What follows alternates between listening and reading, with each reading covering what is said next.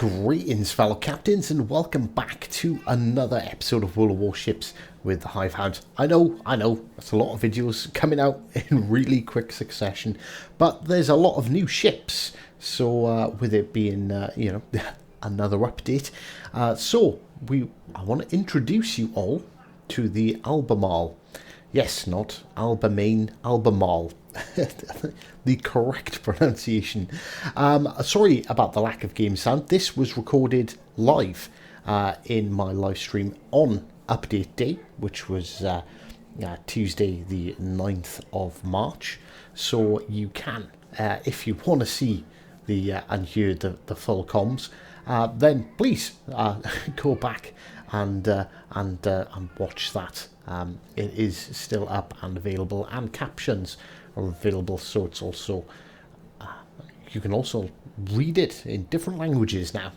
So we will go over the build for my ship at the end. I think that's the best format. I don't think a lot of people, for those of you who don't care how I build it and they're just here for the gameplay, you can watch the gameplay first. But if you're more interested, if you are interested in how I've built my ship, then you can wait till the end and we'll go through the build in depth.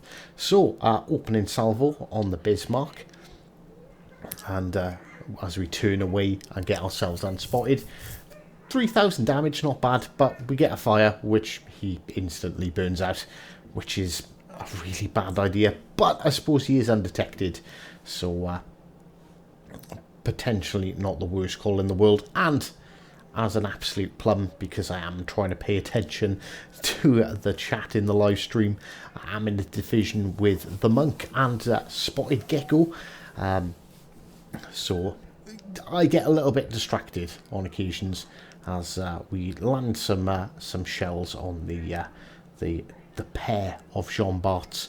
Now this is live, so there's a little bit of stream sniping going on. you will see it. We've got some particularly good players on the enemy team. A bit of a shout out to Khalifa Young and his teammate who got into quite a few of our games and really give us a challenge. And I love challenging gameplay, so thank you very much for joining. Not just you two, for everyone who joined in with the fun on the stream as well. So as you can see, we're sort of taking shots. We're trying to keep ourselves at range because the Albemarle has a massive citadel and it doesn't have the greatest of armor. It's not easy to pen by any means. It's not guaranteed citadels every time you get shot at, but it's not the strongest. You've got to keep your ship angled pretty much all the time. The high explosive, as you can see, is really effective on this ship. We're going to make a lot of good use of the high explosive throughout this game. But don't forget about the armor piercing. Whatever you do, don't just spam HE. If there's a broadside cruiser and you've got the time, switch to armor piercing and you'll do fine.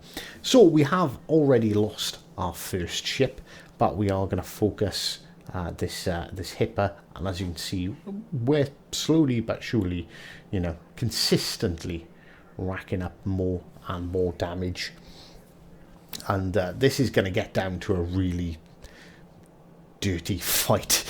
It's gonna be a proper scrap towards the end, which is really not what the Albemarle is designed for. You want to be sort of mid-range. You don't want to be long range because you're susceptible to plunge and fire. You want to keep mid-range and take advantage of the armor that you do have.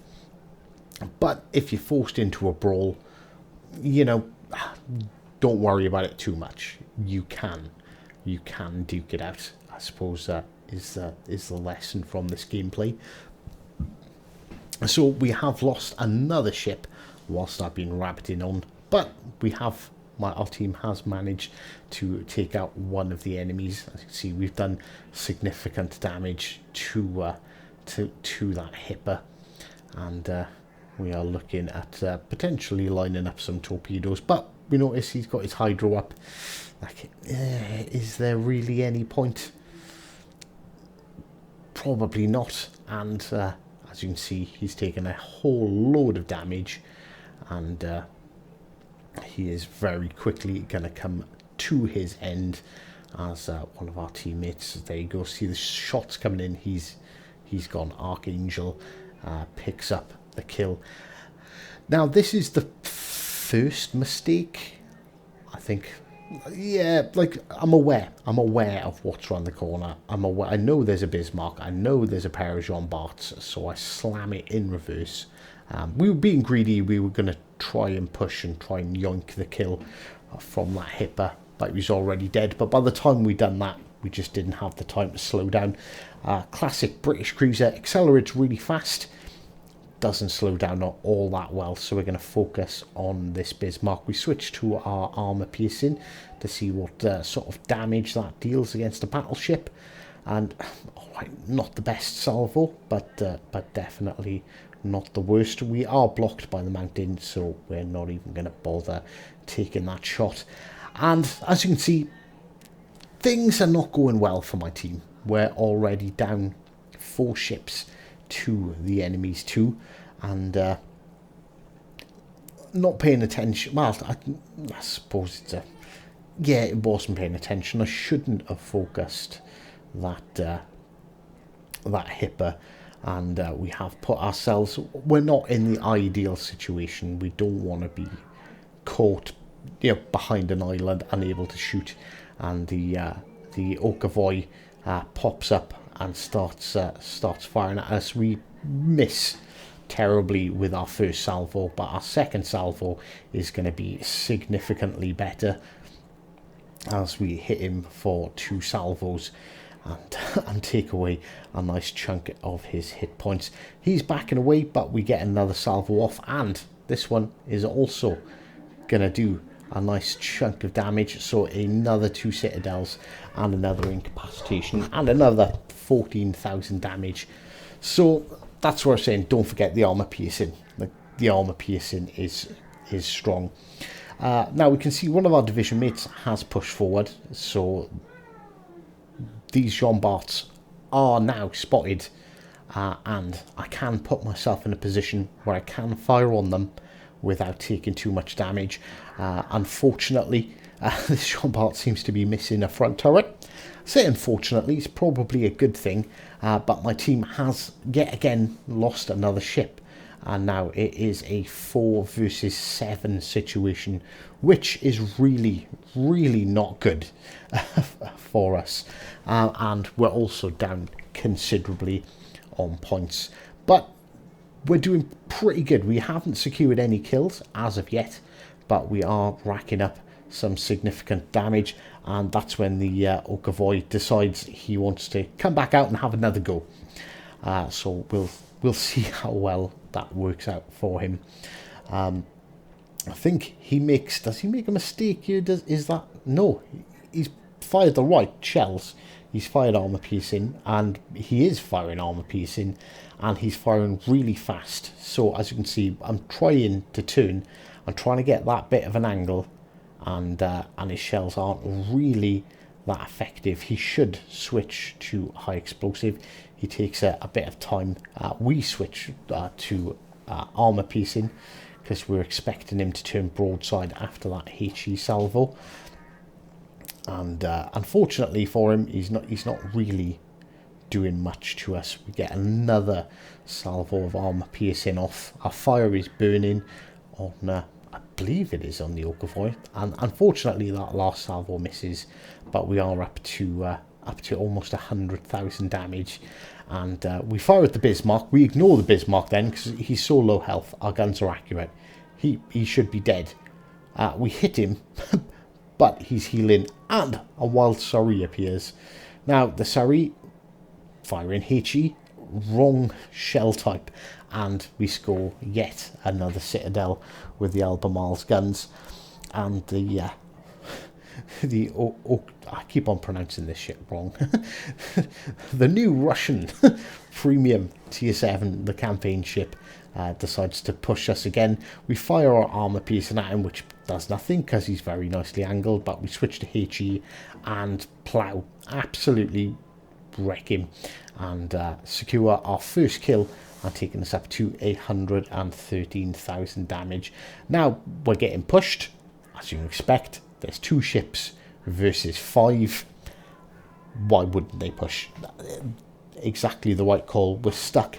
I've been tied up behind this island. Haven't really been able to take full advantage of the capabilities of the Albemarle. But, you know, we're doing well. As you can see, we are tanking quite a lot of damage. So even though it has got a significantly bigger citadel than the Surrey, not to fear really, because you can actually tank. Just don't go bow on. And this is where this Jean Bart comes around the corner. I'm thinking here, oh, I'm gone, I'm dead, but he decides to go for my last remaining teammate.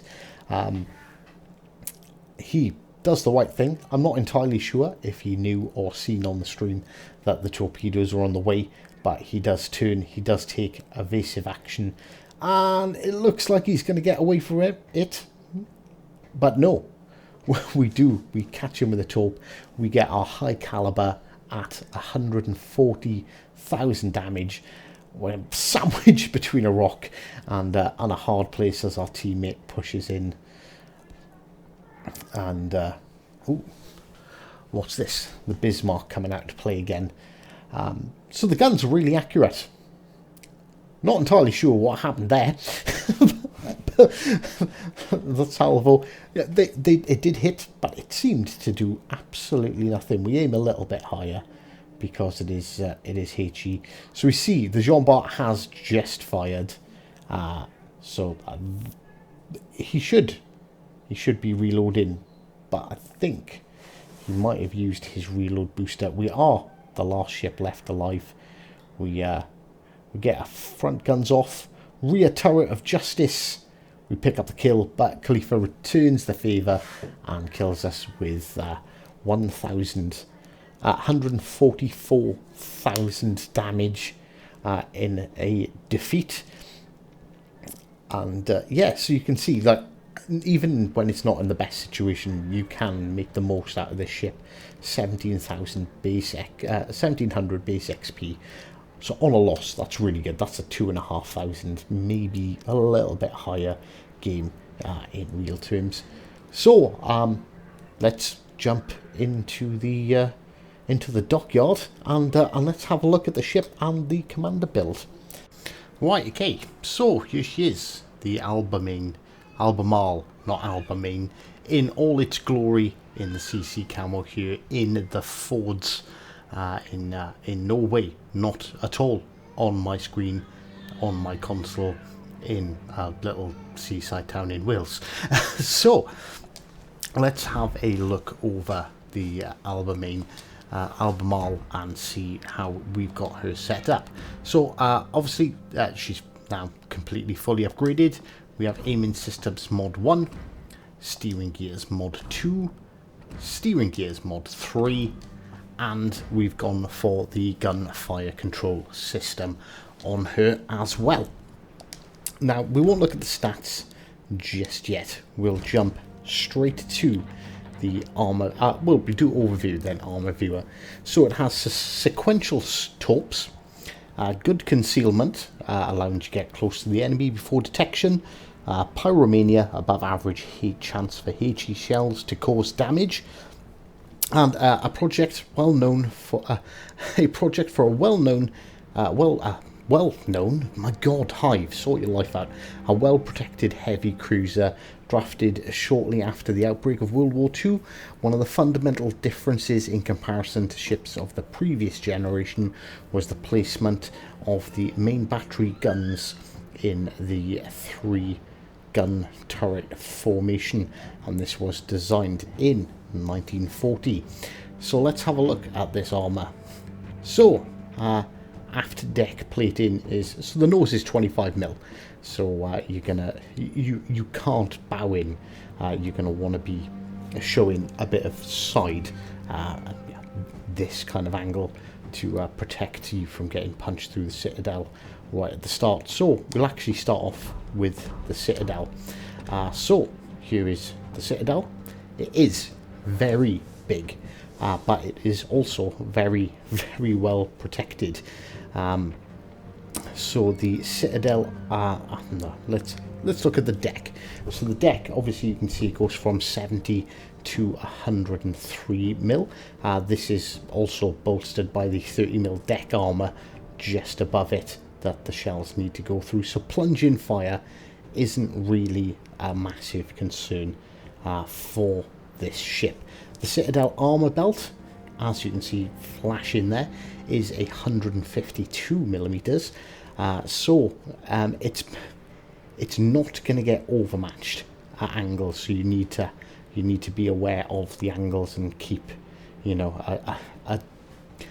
show an angle that's lower than 65 degrees, which I think is probably about there, roughly speaking. Obviously I can't put a protractor on the screen.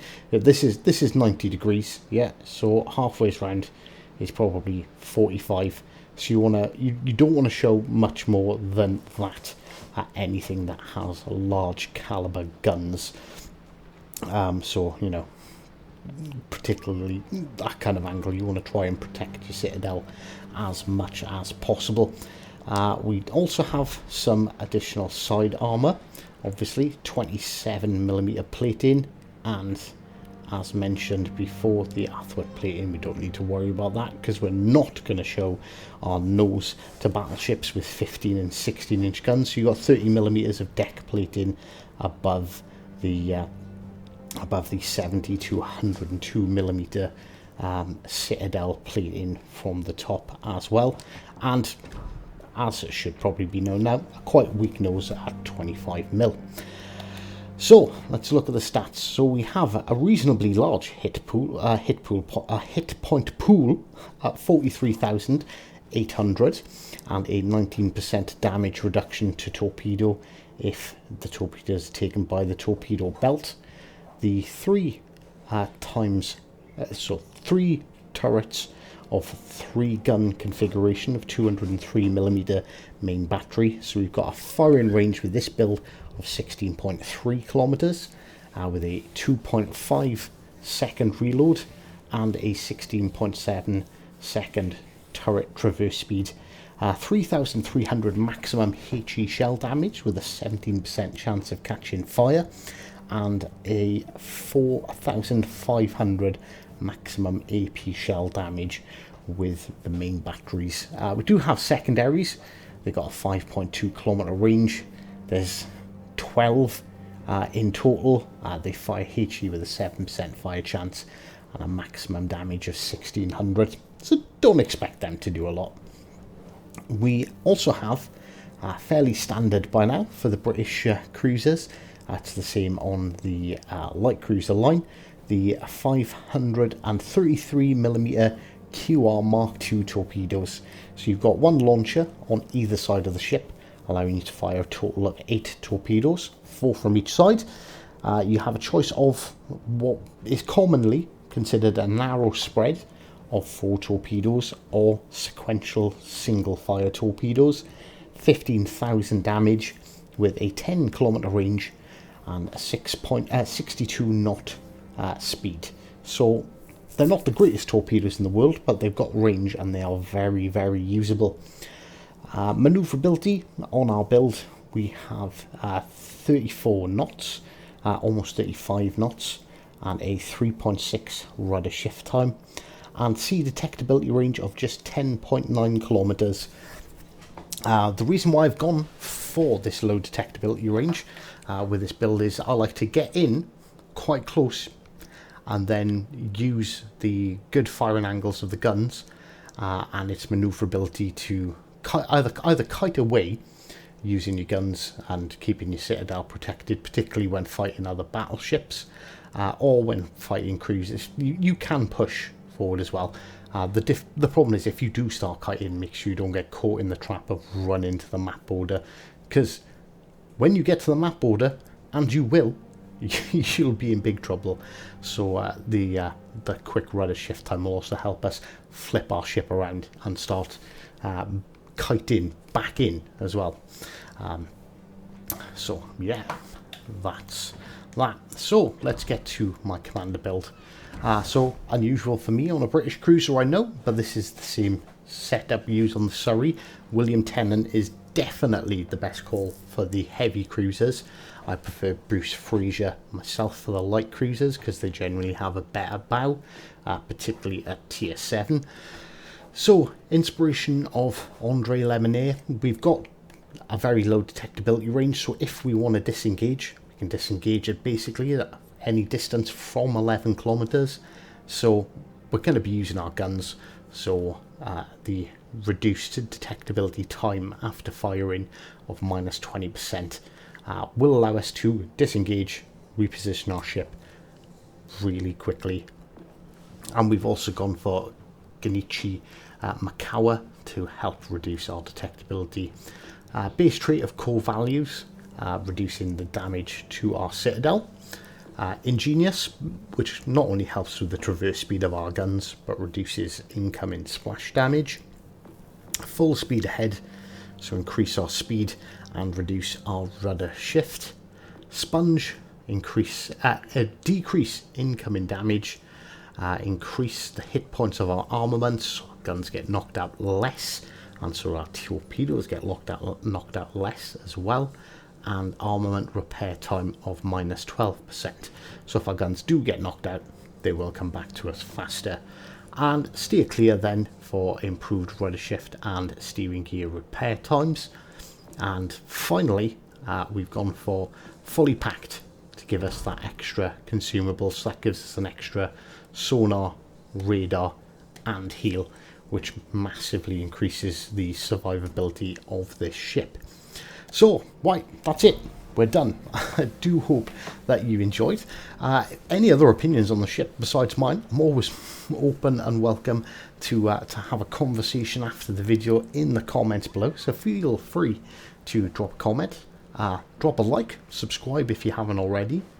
And, as always, until next time, take care.